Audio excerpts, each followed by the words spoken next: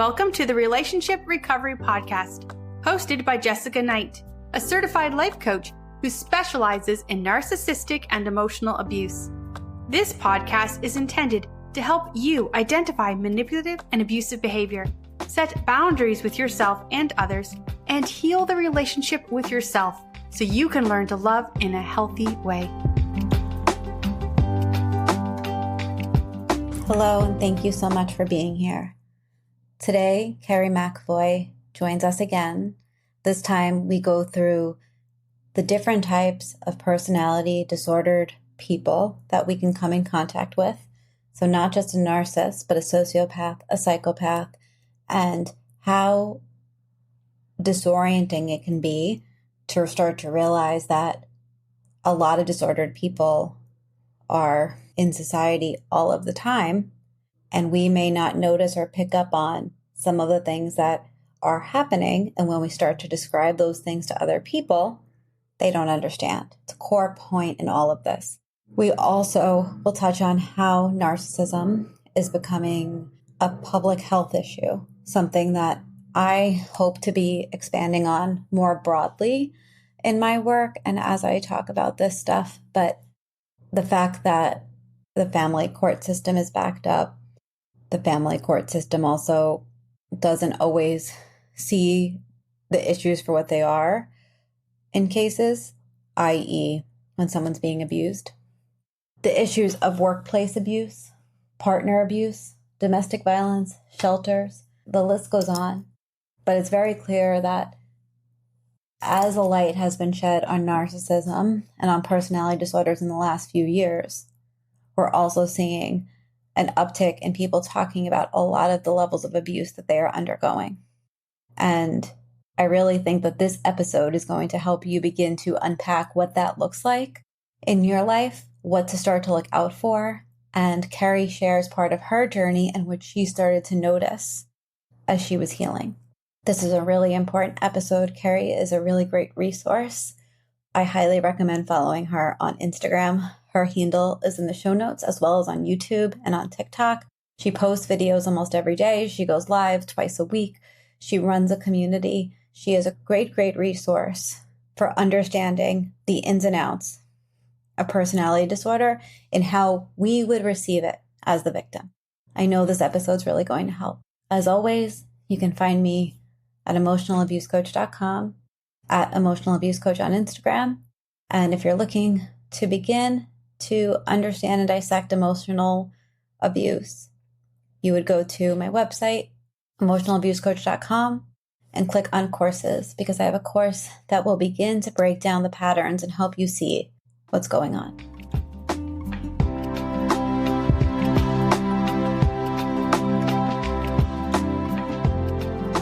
Hi, Kerry. Thank you so much for coming back and joining me today. Thank you so much for having me back, Jessica. I really appreciate it. I really appreciate it too. I have really enjoyed talking to you about narcissism, about personality disorders, about abuse. And before we dive in, I'd love for you to introduce you and tell us a bit about what you do. Yeah, thank you. I'm Dr. Carrie McAvoy. I'm a licensed psychologist with over 20 years of counseling experience. And I'm also a narcissistic abuse survivor. And you'd think being a psychologist would somehow have made me immune, but it didn't. This is something that can happen to anybody at any time. And I think it's more prevalent than we actually realize that it is. Yeah, I think that once I started to begin to heal from narcissistic abuse and like years after, not like within the first month, but within probably around now, I started to really realize that there are a lot of personality disordered people around, and I can be aware of it, but most of us are not. And so today I really wanted to dive into what a personality disorder actually is and why that person doesn't change, and how we can begin to protect ourselves and identify what that looks like, in society, so that we can have stricter boundaries with ourselves and not feel like it's our fault all the time. Yeah. Can you tell us what a personality disorder is? Yeah, that's a great question, because you'd think that I would have had it nailed after going through grad school. And it wasn't actually until I went through continuing education recently with Dr. Gregory Lester that it suddenly crystallized and made way more sense to me. So I think if you stand way back and you look at the whole field of mental health, we tend to think that everything's the same. We tend to think that depression and schizophrenia and Alzheimer's and personality disorders are all part of the same entity that's in this bucket. It's just that maybe you have ADHD and maybe somebody else might get diagnosed with depression, but that these are treatable situations that with just the right kind of therapy and the right kind of medication that people get over it. That's actually not the case. There are different types of mental health problems. I think that's the best way to say it, is to think of them as conditions. That's the things that we suffer from. And you know something's wrong. If you have a depression, you know that's not your normal self. Something's different. And then there are things that are immutable, things that are permanent qualities of ourselves. So, for example, your IQ level is pretty stable. You know, it may fluctuate a few points, but you're not going to suddenly go from a genius to somebody who's not unless something really catastrophically bad happened to you. And if you have an average IQ, you're probably not going to raise it significantly higher. It would be extremely difficult to do that. Not possible, actually. Well, personality disorders are called disorders because they are things that are wrong in the personality. These are hardwired qualities of an individual. It would be like making somebody who's an introvert into an extrovert. Very difficult to do. They'd have to go against their natural instinct, the way that they're made. Narcissists and as well as other personality disorders are born with certain vulnerabilities, certain weaknesses that make them prone to seeing the world in a specific way. That's a personality disorder. And so if they are prone to seeing the world in a different way or a specific way, then that really points to why it is so hard for them to change the way that they think, and maybe why also they don't change the way that they think. Exactly. That would be like going out and telling an ADHD person to stop being disorganized or don't be so scattered and distracted. They're not going to be, no, yes, medication comes in and for a period of time will help diminish that quality, but they themselves will always be on the more distractible side of things. That's just part of who they are. I'm autistic. I'm very literal in the way I approach the world. It's hard for me to even conceive of deception. For you to tell me to be different, I don't even know what that would mean, because you're essentially saying, Kerry, don't be Kerry. Yeah. Wow. That's really interesting, because it's like, for me, you know, if someone came to me and said, like, you're doing this, it hurts me, I don't want you to do this, I probably would immediately be like, oh my God, what did I do? You know, but when I have engaged with narcissists, the immediate answer is a no. Right. But that's even your response, though, is an indication of your personality type, though. Right. So what you just indicated to me, if I was to say, okay, if I'm thinking of a personality index, how agreeable and open is this person? How cooperative are they? Do they have a pretty good internal driven level of integrity? Are they a person who's extroverted? What I just heard you tell me was that you're somebody who tends to be an easygoing, cooperative person, that you value connection and teamwork over your individual way of doing things. Now, see, a person with a personality disorder, whatever way it's bent, let's take the narcissist, for example, they tend to be on the antagonistic end of that same quality. They're not agreeable. So when they hear that, they're like, this person's trying to control me. Why would they say that? Who are they to think that what I do is not right? They hear it through the grid of antagonism. You hear it through the grid of agreeableness. And these are not kind of flexible qualities. These are baked into your personality. Yeah. Yeah. Yeah. And so you just said that it's on like the, you know, the side of the spectrum, you know, that they're on complete opposite ends. And so would you say that a narcissist and a sociopath are on the same side of the spectrum there? Yeah, they are. That's why in the DSM-5, there are 4 personality types that are all labeled antagonistic.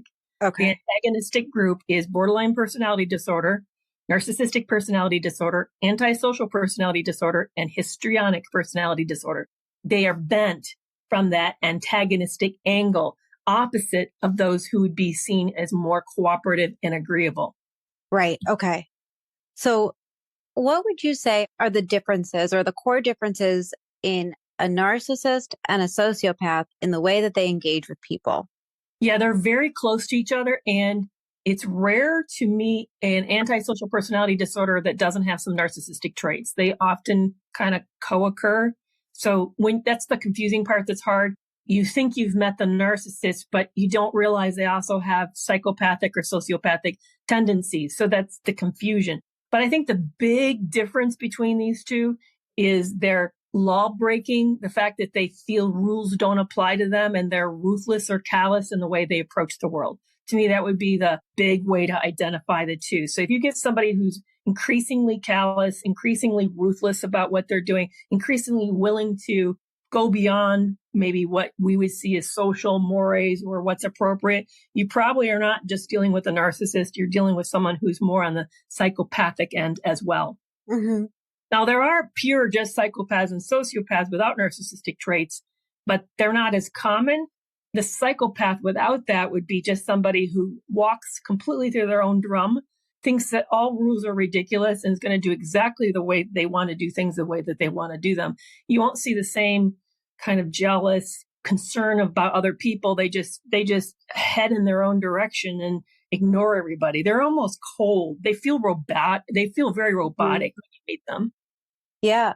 Sometimes I reflect back to me before this journey, and something that I realize is that there have been a lot of people that I've been around that have had psychopathic, sociopath almost ever. And I never picked up on it because I always thought a psychopath and sociopath and these larger words were just like serial killers. They weren't like the people that we interact with at college or like at a law firm, or like that they weren't just quote unquote regular people in the world. But now I know that anybody could have those qualities. Yeah, exactly. We meet them way more than we think that we do. They just hide really well. And I think that because we focus on the serial killers and we tend to lump them all together, the majority of them never break the law. So you're not going to see that necessarily. For example, this was research that came out. I don't know if it's still accurate, but it was accurate when I was in graduate school, that those who are in the surgical end of medicine tend to have more psychopathic traits. Now think about that. What does it take to be able to cut into another human being? Well, you want to be rather dispassionate, see people as objects, not have a lot of empathy towards them. Sometimes you want them to break the bit of the rules if your life is on the line, and maybe that technique is not always warranted, but they think because based upon their expertise, it's going to work. They may break that rule and do that. Now, do I want them necessarily working with me if I'm a hospital personnel administrator? Probably not. Do you see what I'm saying? But so they may not be the easiest person to work with, but it also probably makes them good at what they do. Yeah, that actually makes a lot of sense. It also makes a lot of sense why like the same personality types show up in law enforcement too, or even narcissistic. It's like for some of the things that you need to do and be able to handle, you can't have the empathy of me. For example, that was like, this is a story that really doesn't make any sense, but I'm going to tell it anyway. It's like the other day, I live in an apartment complex in a city, and there was a rat, like there was a rat trap outside. Really not pleasant to look at, but whatever. And I like continued to like walk, and I kept hearing this bird, and I kept hearing this bird, and I reached out and I looked over, and there's this bird. I'm going to call it a her for no reason at all. The foot was caught in the trap. And my first thought was, oh my God, if my daughter was here, she'd be so upset. My second thought was, oh my God, how am I going to help the bird? And then I really felt like I had a traumatic experience about this bird.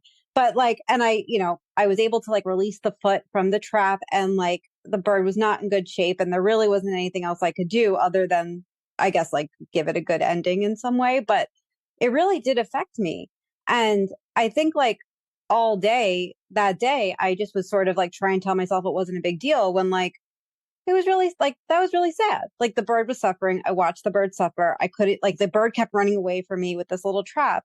And I just kept thinking there's no way I can handle this.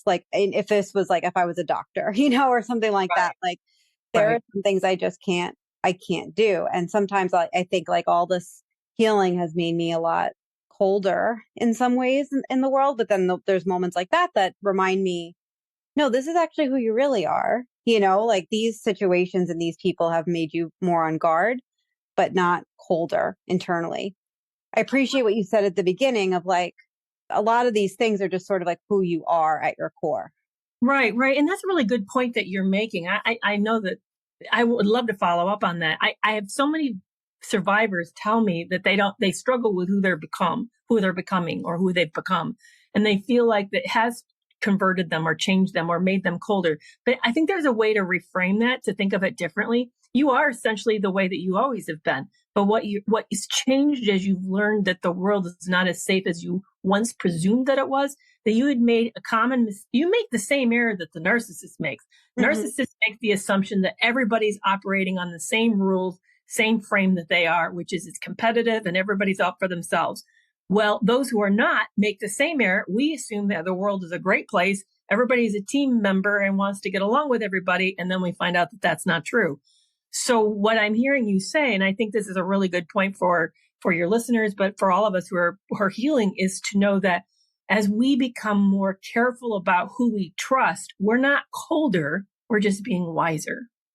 Yeah, wiser. And it's also been a big need for me to be able to set boundaries and learn how to set boundaries with people that don't want to accept them and what that really means for me. Like, and how it is more of a me taking care of me thing rather than a this is against this person type of thing. Right. Exactly. And at first it feels really foreign because that's not the way that you have learned to operate. It's not your normal way of being you. Yeah. And I think like in relationships where obviously a lot of us also had narcissistic parents, but most of this podcast is focused on relationships. So in relationships, one thing that I noticed is that like at the beginning of a relationship, I'm always looking at my own behavior. I know that I have unhealthy coping mechanisms. I also know that like I have resolved trauma and unresolved trauma. Like I do care about how I show up in a relationship. I also probably have like, wanting my perfectionism comes in there too, of wanting to be like the perfect partner. But with a disordered person, what that has led me to is overcompensating, over excusing, and turning myself into a pretzel to try and get this person to be happy or to accept me or to just be in the relationship when I'm not even realizing that's who I'm dealing with. And so I'm curious if you have any tips for somebody to be able to almost like shed a light. I'm going to rephrase that because I don't want this podcast to be like, let's teach you how to diagnose people, which obviously it's not, but it's like some things that we can look for if we are in the beginning of a relationship or even in the middle of the relationship with someone. And we're starting to be like, okay, this doesn't seem quote unquote normal. And maybe it doesn't seem like what my friends are going through. It doesn't seem what I've known in the past. It actually seems like there's rules that are different for them and me. What are some ways that we can like find a way to pause and just say, okay, here are some things that are going on here? Right. I think the best way to start with that, because it is really tricky, is not so much to look for red flags, although, because we've talked a lot about that. And the thing is that there are people that probably could avoid triggering a lot of red flags initially. We may not pick up on them right away. But what we can always do is know ourselves enough to know how we feel in our own skin, to know when things start to feel uncomfortable in our own skin. When we start to feel pinched or lesser than, when we're starting to find ourselves rephrasing or reframing things because we know it might not go over well, when we find ourselves avoiding certain topics altogether, or not wanting to go home, or holding our breath when they come in through the door. These are signals that we're being asked to modify ourselves and that there's something about the situation that doesn't leave us feeling completely safe and that we can't be our most authentic self. I think that's the best indicator. If we could learn to really turn that up, we would then start to pick up situations that are super subtle, but are impinging on us and asking us to change. I love that. I feel like that just set off like a bunch of light bulbs in my head around like asking us to change, right? And it's not like, hey, this thing really hurts me. I would like you to like look at your behavior. It's no, you're not seeing it right. Yeah. Because when we make a statement back out, when we like say that example you just gave, this hurt my feelings. Can you do this differently? What you actually were getting first was, I feel a permission to say to you things that are hurtful to you because I'm not very sensitive to your feelings and I want you to tolerate that. And so actually you're getting the change message first. Right. And then you don't like it. So then you give them back another change message just saying, wait, I don't want to change. You need to be more sensitive to me. Please don't do this. And then they say, well, no, I'm not changing. But we shouldn't have been asked to change in the first place. if a person who's truly respectful and cares about your feelings, they walk in and they see you in a bad space, they're going to check in with you. They're not going to be cruel to you. They're going to be mindful of that and manage around that. They won't just like walk over you. We shouldn't have to hold our breath around. That's even holding our breath. We're changing. We're changing for that person. Or jumping up and looking busy when they come home. We're changing for that person. All of that is that we're being asked to be modified. And if we can pay attention to the degree that this person's putting us into some kind of a box and then resist that or use that at least as a cue to say, this is not the healthiest relationship, then I think we could get out of these relationships a lot faster, a lot earlier before we get in way too deep and it's really tough. Yeah, that's such a good point. And it made me reflect back to this client that I talked to today that has a lot of guilt and like, I think a lot of shame around some of basically like there was a very financially abusive situation and she sought to basically try and find ways to spend, like she had her own credit card and spent money and it wasn't a big thing. It wasn't a big deal. It was just, but the amount of shame that she had was huge. But the change that she couldn't make that I was really trying to point out was that at the beginning of the relationship, when the money started to be controlled and there was rules around the money and things that could be bought and not be bought and who got to make those decisions, like that's a big freaking deal. And to just even be able to think about, do I have to change who I am and my behavior and even my likes and dislikes to like not argue with this person is a huge deal, you know? Right. Yeah. That's all a request to modify you. You're being modified. Yeah, because if you think back to it, if you go back to that, we all know that we're an object to the narcissist. They don't really see people as fully humans with their own wishes and dreams and ideas and needs. They come in and they have a pretty set agenda. And the agenda is they want to utilize your strengths. And then they want to kind of like make themselves better by putting you down. If we can see that as that already is a modification to you, it's diminished you as a person. So if we can get sensitive to that sense of being diminished, we can get better at picking up, this is not a good relationship. But here's the problem why we're not good at it. We're told from early age that we should get along with everybody. How many times have you been hugged or forced to shake someone's hand or talk to someone as a kid that you didn't want to? Something about that person either freaked you out or it was an unknown situation or you kind of got dumped into it, but everybody told you to stand up and then, grow up and deal with it. We get these messages all the time. And so what happens over the course of our life is we then turn the volume down and stop paying attention to our sensation in our bodies that tell us that something here is off. Yeah. Even that situation as a kid, that was an off situation. Maybe that person rushed you. Maybe they were kind of insensitive about body space. Maybe they had bad breath. I mean, probably if you think back, there was some reason. I mean, even those of us who have young kids, there's reasons why our kids don't want to show up. Maybe they're scared and anxious, but maybe the other person is too much. But what we've done is we've essentially tell them, your feelings don't matter. What matters is you modify for this situation. That's the polite thing to do. Yeah. Right. Oh my God. Yeah. I mean, as a mother to a young child, I definitely resonate with that. And I think about it all the time because I don't force her into those moments, and I'm very conscious of that, of like not putting her in positions that are like, you should do this because of this unwritten rule that I don't have an explanation to. Right. But like, it can come across like a little standoffish, it can come across like I am not teaching her manners. But at the end of the day, I care more about her being able to decipher and to trust her intuition and her gut than just people pleasing. You even think about it for a moment. Why is that moment happening? Generally, it's because we're accommodating a not healthy person's need over the need of our children. Right.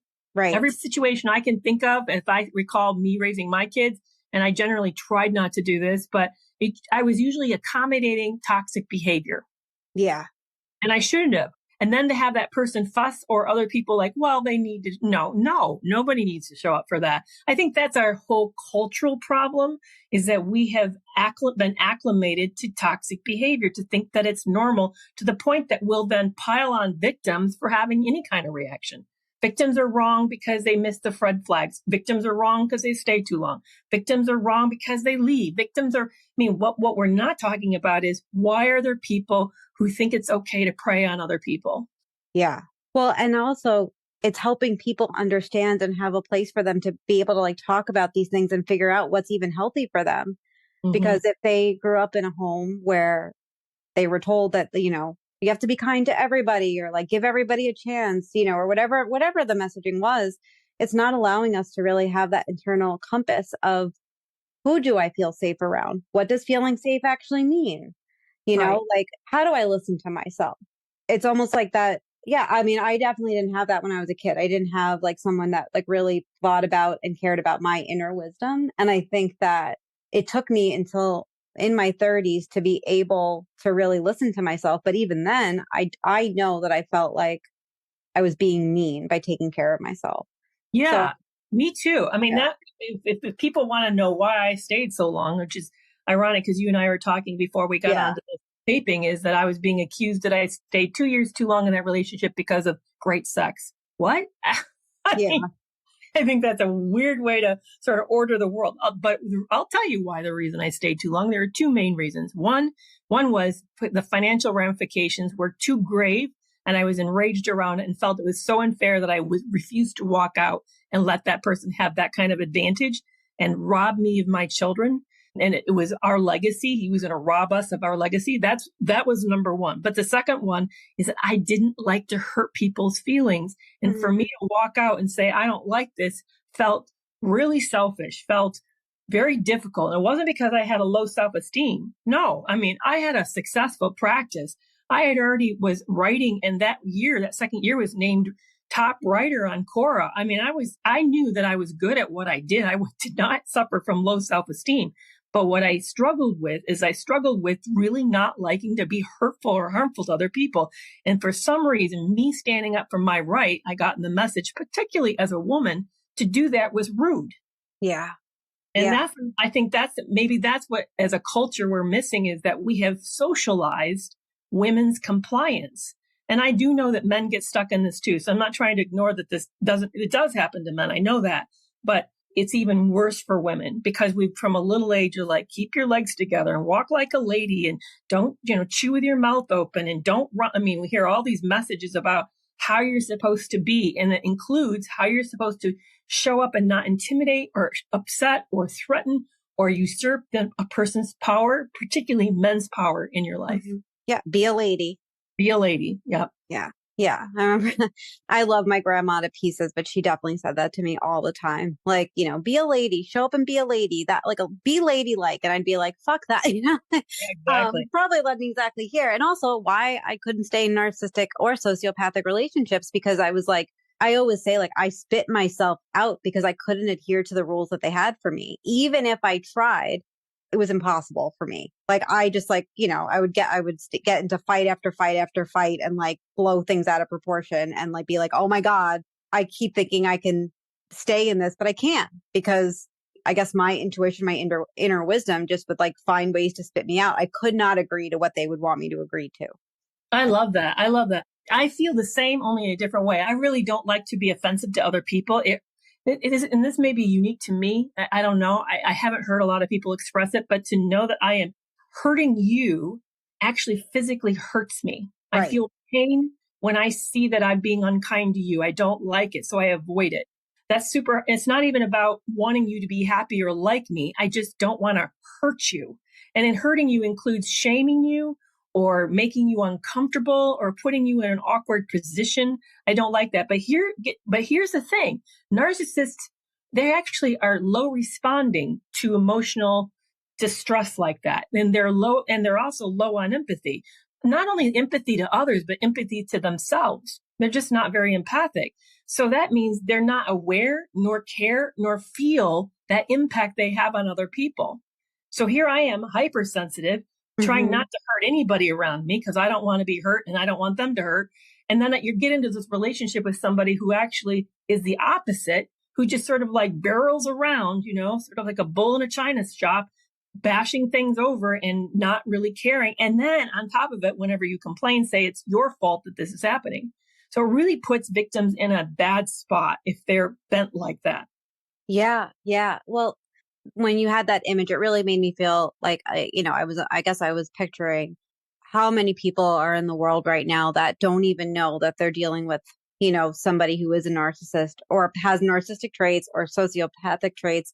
And they are just like trying to fit into this box that they're never going to be able to fit in because it's not really meant to have anybody fit in it at the end of the day. Yeah. I was listening to this free talk actually, by Dr. Ramani at the end of August. And she only touched on this lightly, but it really stuck out to me. She said, we need to start to talk about how narcissism is a public health issue. And I believe what she was pointing to was the fact that like there are, so many undiagnosed narcissists in the world, or rather all of the narcissists in the world pretty much are undiagnosed, but we are dealing with them every day as if they are, a healthy, well-intentioned person when they're not. And it's perpetuating. I have a feeling that you probably took that course too. Did you? I did. I was there. Yeah. To follow up on that, I asked Sandra Brown, what percentage of the world is predatory? I mean, outright predatory. She said 20%. Years ago, think of that. That's 1 in 5. 1 out of 5 people you meet has completely not good motivations for what they're doing. They have ulterior motives for what they're doing, or at least motives that wouldn't benefit you. Maybe they're good for them, but it won't benefit you. Years ago, my supervisor back in the day when I was counseling and being trained was the chairman of the disciplinary committee for the state, which means he then heard all the troubled situations that therapists got themselves into or psychologists got themselves into in that state. And then they, as a committee, would decide, does that person get to hold their license or not? Do they get it suspended? Do they need supervision? So he's seeing really awful abuses. And I asked him once, I said, what percentage of the world do you consider healthy? And he said 7%. Oh my God. That's so much lower than I would have imagined. Yeah. So imagine this. You're walking through the world. Only less than 1 out of 10 person probably is reasonably healthily functioning with good ego strength, then able to take care of their emotions, or have realistic goals, have good insights into themselves, are able to soothe themselves when they get upset, don't kind of impulsively lose it. They show good judgment. That only 1 out of 10 people probably is doing a really good job at that. Let's just say it's on a continuum, really good job at that. But 1 out of 5 not only are not doing a good job at it, but on top of it, it's predatory. Yeah. That's not the way I've seen the world. When I walk through the world, I don't characterize it that way. I mean, next time you're on a busy street like downtown Chicago or New York or wherever, imagine you realizing the majority of the people probably might step on your toe, and some of them might deliberately step on that toe. Yeah. But even that, then to me, then if you think of it that way, that then comes back to your comment of I feel cold. Well, if you were in a dangerous world, you would be, or even let's say that if we lived in a blizzard, we would wear a lot of garments to keep ourselves warm. We live in an unhealthy world. We should do more to keep ourselves safe, and we don't. Right. That's not coldness. That's just being wise. Yeah. If somebody is listening to this and they're like, okay, how can I begin to learn more about this topic? How can I begin to decipher what is even healthy, or what is a personality disorder? Or am I with a personality disorder person? What would you recommend that they do, or where they might go for some additional resources? Well, I think there's a lot of free things online. I know following you and online and following me are great ways to go. I offer a live every week where I actually take people's questions. And then I have a podcast myself where Tara and I tackle these topics. I think education is the first line, but also, like I said, really learning to tune into your body, recognizing the sign when you're becoming a little less than or more careful or not quite, who you normally are when you're completely by yourself. In a safe world, you should be yourself all the time.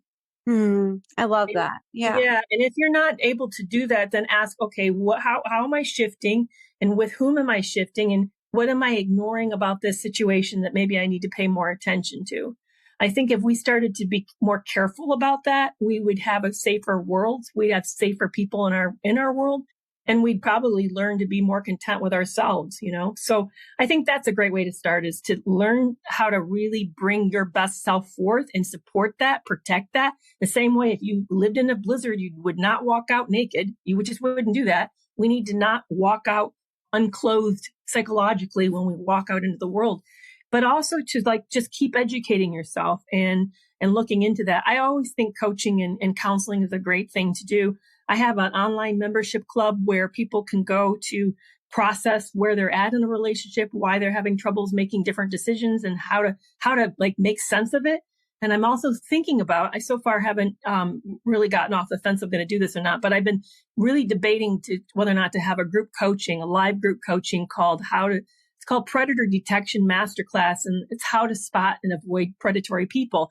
And it's not just how do you spot the red flags? You're going to tell that that's not my main focus. Mine is how do you navigate tricky relationships when you get into it and realize this person's manipulating you? Because that's where we get stuck. It isn't necessarily I think a lot of us do pretty good now at these days. Like, oh, I'm not, they say no drama in my dating app. No, I'm not interested. But what do we do when we get somebody who said, if you say to them, don't call me after or text me after 8:00 and they text at 8:01 and then they get all over you for holding the line?